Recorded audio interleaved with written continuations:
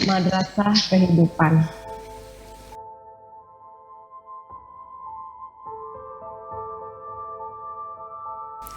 Nampaknya kehidupan ini, wahai kekasihku, seperti tempat kita dulu menimba ilmu bersama. Yang menjadi kepala sekolah namanya Pak Zaman. Guru-gurunya ada Pak Takdir, Pak Nasib, Pak Kodo, Pak Kebetulan, dan Pak Suratan.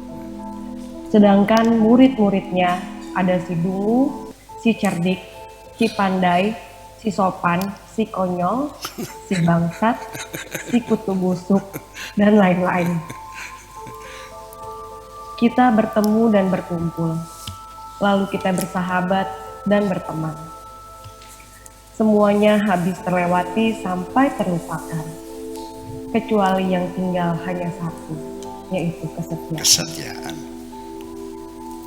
Dalam satu pelajaran, ada seorang guru yang mengatakan, andaikan laut hanya punya riak-riak kecil dan ombak yang tenang, pasti tidak akan terlahir pelaut-pelaut yang hebat.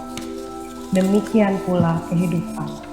Bila tidak ada kesulitan dan perjuangan keras, tidak akan melahirkan pahlawan-pahlawan besar. Sehingga dengan demikian, apabila suatu ketika engkau terjerumus di lubang yang sama sampai berkali-kali, itu artinya karena engkau malas belajar. Sehingga dengan demikian, aku lebih memilih berdiam diri. Lebih baik tutup mulut saja, daripada ikut bergabung dalam perdebatan bersama orang yang sudah aku yakini betul bahwa dia punya watak. Selalu saja akan memanfaatkan perbedaan pendapat, dijadikan sebagai alasan untuk melancarkan serangan, bukan berusaha untuk mencari paham dan membangun kesepahaman. Aku tidak membutuhkan seseorang sahabat yang menganggap diriku berada di bawahnya, atau yang mengira aku sangat membutuhkan bantuannya. Sepertinya aku tidak punya teman yang lain. Manusia yang tinggal di planet ini ada 7.700.000.000 jiwa. Aku berhak untuk memilih bersahabat dengan siapapun, dengan tidak memandang perbedaan suku, agama, dan ras.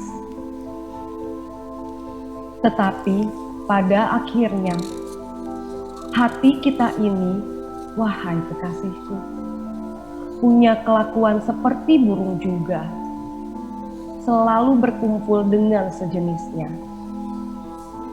Sehingga sekalipun telah berpuluh tahun kita berpisah, tetapi masih tetap bersambung. Dulu ada berita yang menggembirakan hatiku. Engkau dikawin oleh seorang yang kaya raya. 2 tahun kemudian, engkau pulang kampung dengan alasan tidak tahan menjadi istri kedua. Dengan hasil seorang anak perempuan yang cantik sekali seperti ibunya. Dulu dengan suami yang pertama, untung belum sampai punya anak. Dulu suamimu yang pertama mengaku orang kaya, punya mobil banyak. Ternyata tidak lebih hanya seorang cowok. Mengapa engkau terjerumus di lubang yang sama berkali-kali? Jangan-jangan memang engkau malas belajar kehidupan. Aku dulu merindukanmu, terus terang saja.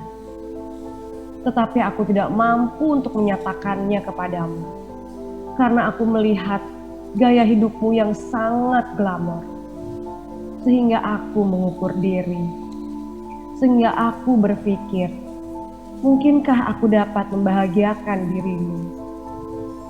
Seringkali aku menangis dalam bisu, dan kusembunyikan rinduku dalam kesombongan. Sehingga ketika aku menegurmu, mungkin agak keras sedikit. Tetapi aku juga tidak mengerti mengapa aku lancang menegurmu. Yang pasti bukan didorong oleh dendam atau kesombongan. Lalu setelah itu engkau menitikkan air mata, seperti ada satu penyesalan.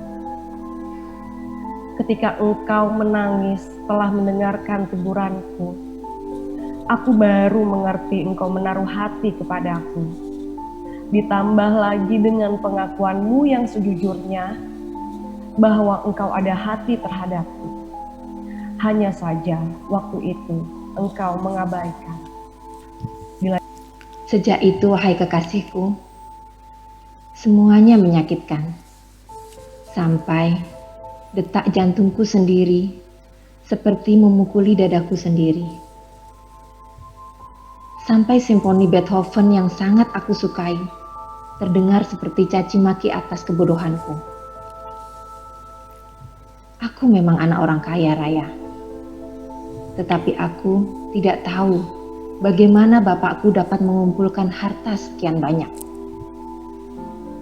Padahal aku tahu bapakku hanya seorang pegawai yang daftar gajinya aku tahu persis. Aku tidak mau tahu. Yang penting aku ingin mandiri. Yang paling penting asal halal. Tetapi sekalipun demikian, aku senantiasa mendoakan, semoga Tuhan memberi hidayah. Di sini aku tidak perlu komentar. Di hari kemudian, kita akan memikul nasib kita sendiri-sendiri. Wahai kekasihku, bagiku hidup yang paling indah itu adalah dalam kesederhanaan. Aku cukup bahagia sebagai pengantar tidur dengan secangkir teh manis, dengan menghisap rokok gudang garam, sambil mendengarkan simfoni Beethoven, terutama Pastoral 6 yang paling aku sukai. Setiap cita-cita yang ingin kita capai, wahai kekasihku, pasti sudah ada waktu tertentu, ketentuan waktu, dan caranya bagaimana terjadi. Tergantung pada yang maha kuasa. Sekalipun semula kita mengira bahwa apa yang kita harapkan merupakan hal yang mustahil. Bisa saja dalam waktu tertentu kita sering melarikan diri, bersembunyi dalam pelukan bisu ketika di depan kita ada tembok derita yang menghadang, sehingga kita tersendat, tidak dapat melangkah maju. Dalam persahabatan ini, wahai kekasihku, ada dua macam. Pertama, ada orang yang bersahabat denganmu karena mereka punya keperluan. Dan ada lagi orang yang bersahabat denganmu karena ingin menumpahkan kerinduan. Tetapi apa yang terjadi antara diriku dan dirimu adalah akibat salah duga masing-masing. Aku mendugamu engkau sudah melupakan diriku, dan engkau menduga aku mencintai perempuan lain. Ini adalah nasib. Dulu, sebelum engkau pulang kampung, aku sudah mengambil keputusan. Boleh jadi aku gagal untuk melupakan dirimu. Tetapi mustahil aku akan terus-menerus mengamati perjalanan hidupmu. Pada akhirnya kita harus mengakui nilai kemanusiaan kita sendiri. Bahwa puncak kesabaran terletak pada kemampuan kita untuk memberi maaf kepada siapapun. Sekalipun hati kita terluka. Dan puncak kekuatan jiwa berada pada posisi ketika kita mampu terus tersenyum sekalipun di tengah air mata mengalir. Tetapi aku semakin sedih ketika engkau mengatakan, hatiku tidak terbuat dari baja. Ditambah lagi, engkau meminta izin untuk tinggal bersamaku. Karena rumah pusaka keluargamu sudah dibagi waris.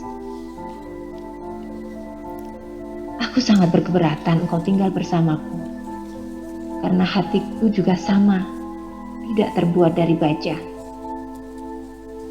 Aku tidak yakin akan mampu menghindari kemaksiatan. Sekalipun demikian, aku tetap ingin menolong dirimu.